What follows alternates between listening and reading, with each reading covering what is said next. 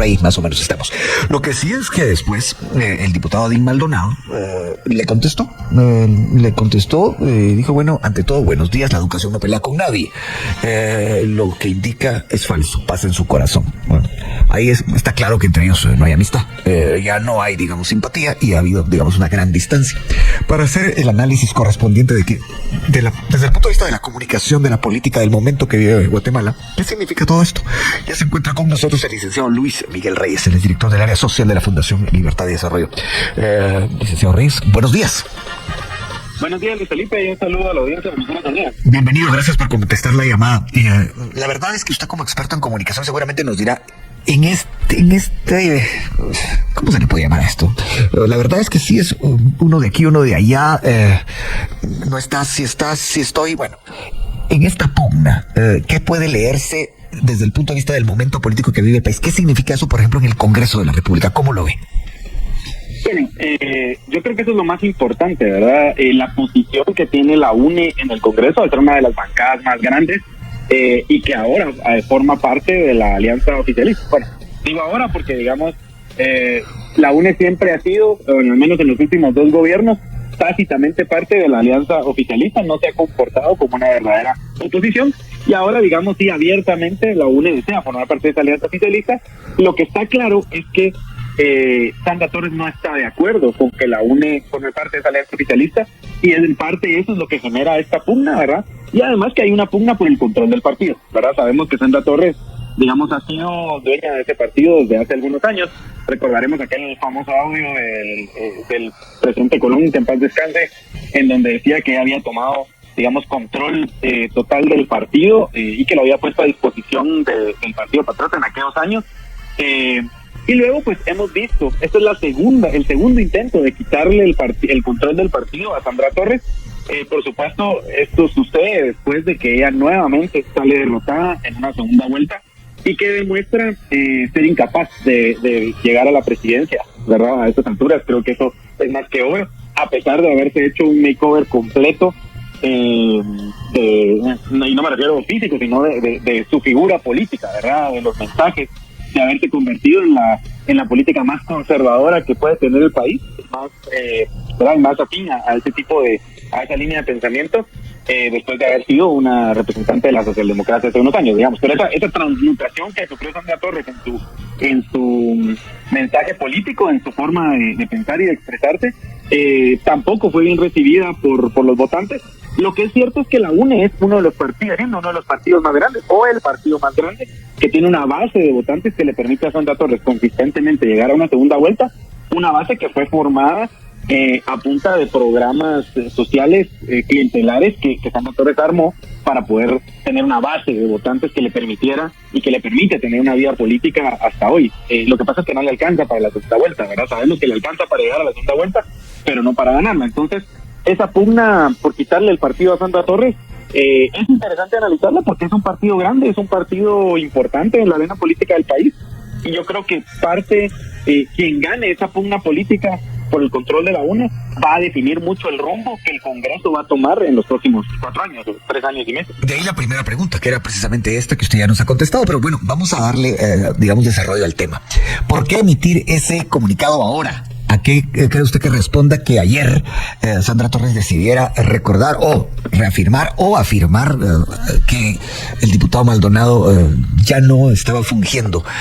Digamos, como ya lo dice claramente en el comunicado, que digamos que estaba expulsado. O reafirmar algo que el diputado Maldonado ha dicho que no puede ser porque no hay debido proceso. ¿Por qué ayer? ¿Cómo lo ve usted? ¿Usted cree que sí hay algo por ahí que a lo mejor ignoramos o no hemos visto que pueda estar detrás de este comunicado de prensa?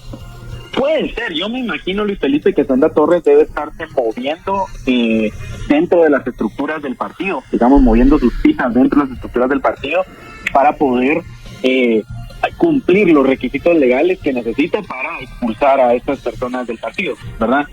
Yo, digamos, no tengo información, pero me imagino que algo así está haciendo. Recuerdo que el diputado Adín Maldonado dijo en estos días que Sandra Torres estaba agilizando hacer asambleas y demás, ¿verdad? Entonces, yo creo que por ahí va un poco la cosa, porque Sandra Torres sabe que esto también es una pelea jurídica, por ahí que ella necesita cumplir con esos requisitos para que después no sea una corte o el Tribunal Supremo Electoral quien, digamos, deshaga sus acciones de expulsar a estas personas. Yo no sé si ella completó esos requisitos en estos días y por eso se siente con la seguridad de hacer ese comunicado. Lo que está claro es que, digamos, el diputado Adín Maldonado, el diputado Inés Castillo, que son quienes de cierta forma son la cara más visible de la pugna en contra de Sandra Torres dentro de la UNE, seguramente ellos estarán seguros que en esos requisitos no se han cumplido y que todavía, digamos, tienen vida dentro del partido, y ellos han dicho que lo van a pelear. Además, ellos no quieren dejar el partido. Recordemos que una investigación de no ficción antes del proceso, un poco antes de la primera vuelta, hablaba sobre digamos, la importancia que tuvo Adín Maldonado en esta carrera electoral del 2023 para la UNE, ¿verdad? Ahí lo ponían, yo pues no tengo información sobre si esto, pero ellos decían en esta investigación que él era uno de los principales financistas de la UNE de Sandra Torres, o fue uno de los principales financistas de la UNE de Sandra Torres durante esta carrera electoral. Entonces, y participó en varios debates defendiendo la candidatura de la licenciada Torres. Eso fue muy claro.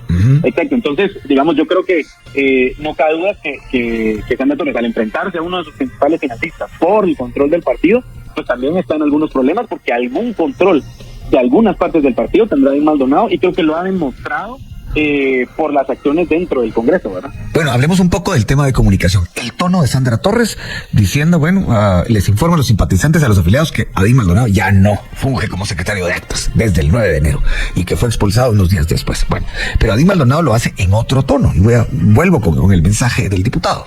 Antes de todo, buenos días. La educación no pelea con nadie, lo que indica es falso, paz en su corazón.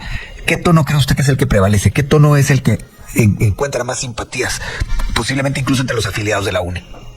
Sí, vea, yo creo que también Sandra Torres es un poco, su estilo es la vieja forma de hacer política en todo sentido, pero particularmente en su comunicación, ¿verdad? Durante la carrera electoral la vimos intentando llegarle al público más joven, haciendo TikTok, metiéndose, pero su personaje no se adapta muy bien a esa nueva forma de hacer comunicación. Por el otro lado, el diputado Maldonado y el diputado Castillo, que el diputado Castillo hay que decir que tampoco es muy joven, ¿verdad? Pero no es un tema de juventud, sino más bien de cómo se aborda, no es un tema de edad, ¿verdad? Sino cómo se aborda la nueva tecnología, las nuevas formas de comunicar. Creo que han entendido un poco mejor esto, incluso, digamos, agarrando este chiste de Voz Inés, ¿verdad? Que fue una curiosidad que pasó en la primera sesión de la actual legislatura. De hecho, cuando estaban eligiendo junta directiva. Y entonces, digamos, creo que logran manejarlo mejor, burlándose un poco de Sandra Torres y de esa forma tan seria como ella quiere ahorita abordar el tema.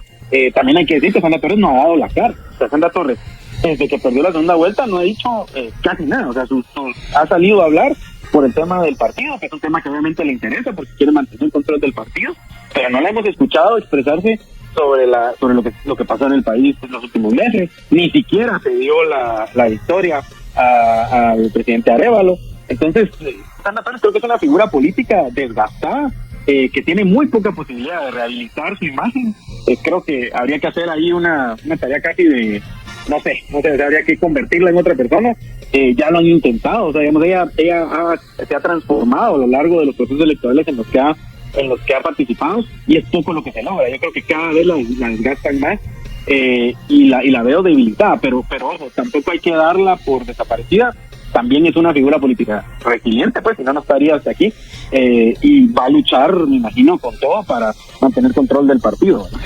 Y conversando con el licenciado Luis Miguel Reyes, director del área social de la Fundación Libertad y Desarrollo, estamos haciendo un análisis de un comunicado de prensa de ayer emitido por la ex candidata presidencial Sandra Torres.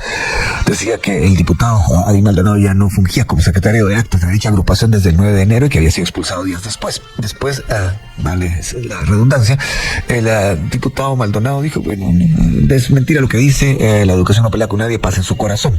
Le contestó, digamos, con otro tono y otro estilo. Y seguimos haciendo el análisis de cómo está eso reflejándose o cómo podría reflejarse en el Congreso. Y en ese sentido, licenciado Reyes, hay otro comunicado de ayer del partido Nosotros, que en su momento impulsó la candidatura presidencial de Rudy Guzmán. Y en lo que se comunica es que quedan separados del partido dos diputados, Vivian Preciado Navarijo y Rudy Pereira. O sea, hay fisuras y se están dando esa serie de procesos ahí en el Congreso de la República. Esto, al final de cuentas, volviendo al tema inicial, ¿qué puede significar especialmente para esa alianza que hasta el momento ha conseguido el partido oficial pese a no poder figurar como partido. ¿Qué nos dice al respecto? Bueno, estas fisuras yo creo que en parte podrían de esta forma beneficiar a la alianza oficial, porque habrán algunos partidos, diputados mejor dicho, algunos votos ahí sueltos, huérfanos, ¿verdad? Que digamos ya no tienen que seguir la disciplina partidaria, si le podemos llamar de esa forma, de votar todos este bloque, y que a lo mejor se pueden captar algunos de esos votos. Ya hemos visto algunos de esos ejemplos, ¿verdad? Con diputados que bueno, que se hubiera esperado que a lo mejor votaran de otra forma, o que no se les veía como cercanos a una alianza donde estuviera el partido Semilla, y que han cambiado su forma de votar. Yo creo que eso pues es interesante. Sin embargo, también recordemos que muchos de las fuerzas políticas ahí representadas, o los grupos políticos, son partidos relativamente nuevos, que tienen ninguna trayectoria, ¿verdad?, de reciente formación, lo que quiere decir que a veces cuando hay estas separaciones, lo que provoca es que se atomizan los partidos, y entonces vemos que van a nacer más con características muy similares, ¿verdad? Es muy difícil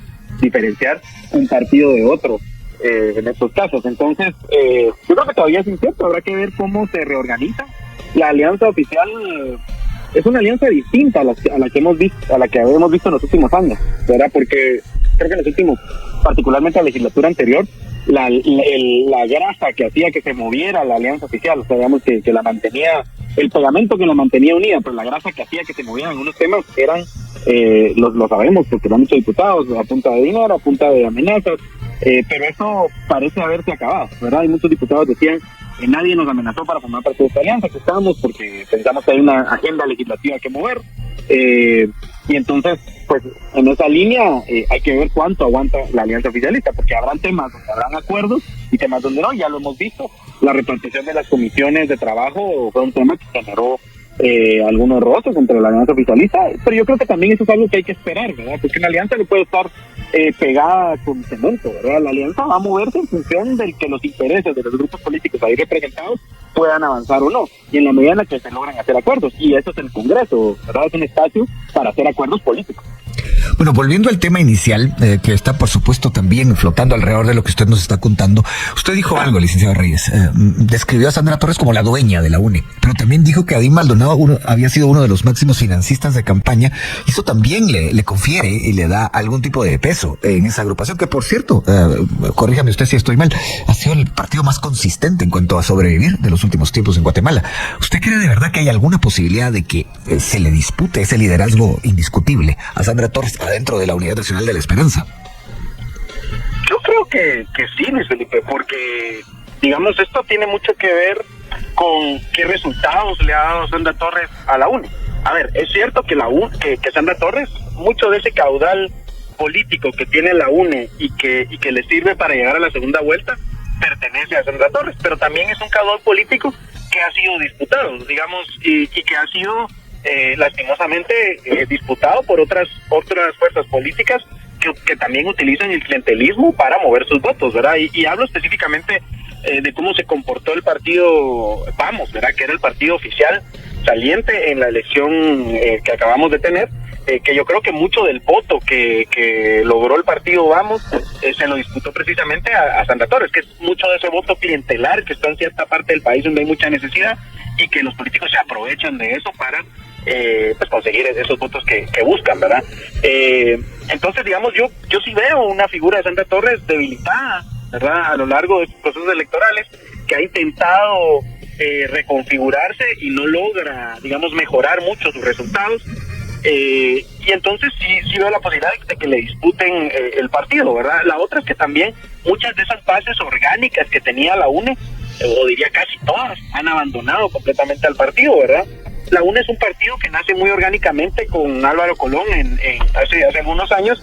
Muchos de sus cuadros eran orgánicos, ahora de hecho los vemos, algunos de esos cuadros participando en otros espacios del partido Voces 1, algunos están incluso participando del actual gobierno, digamos, eran cuadros, yo entiendo, socialdemócratas que de alguna forma creían en el proyecto político que se les presentó en aquella época y que luego acusaban a Sandra Torres de haberse quedado con el partido y de haber cambiado la lógica del partido, que nace como un partido socialdemócrata, que digamos después se convierte en un partido transaccional más, ¿verdad?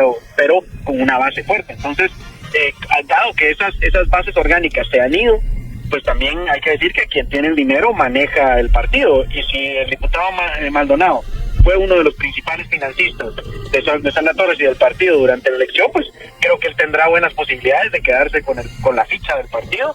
Y a ver si ese electorado base que tiene Sandra Torres, que le permite llegar a una segunda vuelta, la seguiría a otro partido. Lo que pasa es que las bases regionales que tiene la UNE sí son importantes, ¿verdad? Y le ayudan a Sandra Torres a moverse, aunque también eso ha perdido, ¿verdad? Algunas de esas bases se fueron con otros partidos, particularmente con el partido Vamos en esta elección. Entonces ya la UNE de hace unos años ya no es la misma, es otra cosa completamente, y puede ser que vayamos hacia un tiempo en el que ya la UNE siga siendo el partido más viejo, el partido más grande, pero debilitado, ¿verdad? Porque ya lo que la gente conocía de la UNE hace unos años se pierda completamente en estos años de este gobierno. Señor Reyes, la fuerza adentro del partido de Sandra Torres, ¿usted la ve más por el lado de que realmente ejerce un liderazgo que digamos es indiscutible ahí adentro, o es por su voto duro, por su voto leal? Bueno, esa es una pregunta interesante. Yo creo que es un poco de ambos, Luis Felipe, porque, digamos, ella es la figura más conocida. Sabemos que Sandra Torres, en cualquier encuesta, en cualquier estudio de opinión, tiene arriba del 90% de conocimiento, 98% de su conocimiento en el país es prácticamente universal. Entonces, es una candidata pues natural, ¿verdad? Ella puede seguir siendo candidata y sus resultados la van a ubicar en un buen lugar, a pesar de su conocimiento, ¿verdad? La va a ubicar en las buenas posiciones, a pesar de que sabemos que tiene un tope, ¿verdad? Un tope de votos que logra conseguir. Entonces, yo creo que sí obviamente hay un liderazgo, digamos, natural asociado a su figura, al nivel de conocimiento que tiene en el país, ¿verdad? Pero también que ella, digamos, su tipo de liderazgo, por lo que se ha dicho de la gente que la conoce y que ha trabajado con ella, también es un tipo de liderazgo en cierta forma muy autoritario, un tipo de liderazgo que digamos le gusta que las cosas se hagan a su modo, que no acepta muchas otras opiniones, digamos de un cacicazgo que es común en los partidos guatemaltecos, pero que de ella, digamos, es bastante fuerte. Entonces eso también tiene un tiempo en el que se agota, ¿verdad? Tiene un tiempo de caducidad, y llega el momento en el que alguien le va a disputar esa fuerza, y yo creo que hoy sí estamos viendo una disputa fuerte, ¿verdad? Eso le iba a preguntar, perdón que lo interrumpa, licenciado, por razones de tiempo. Sí, ¿usted cree que en efecto ahora la figura del diputado Adín Maldonado, apuntalada por la del diputado Inés Castillo, que ha estado, digamos, muy cerca de él en esto, sí podría crear un cisma en la UNE capaz de cambiar el liderazgo que se ha visto como único en esa agrupación partidaria?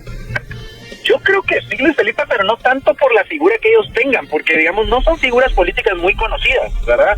Sino más bien ellos ahorita están queriendo darse a conocer.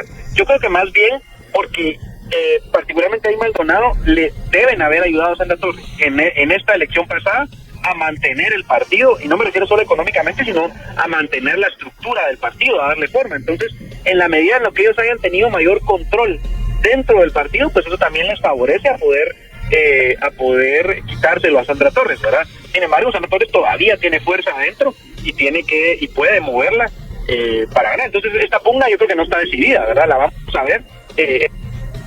También seguramente esto va a ser eventualmente judicializado, porque tienen que pasar los procesos para ver si logran echarlos del partido o no, pero eso va a depender de quién tenga más control dentro del partido. Y bien, hasta aquí el video de hoy. Recuerden que ustedes tienen la última opinión, la cual pueden dejar en la cajita de comentarios. Dicho esto, nos vemos en el siguiente video. Adiós.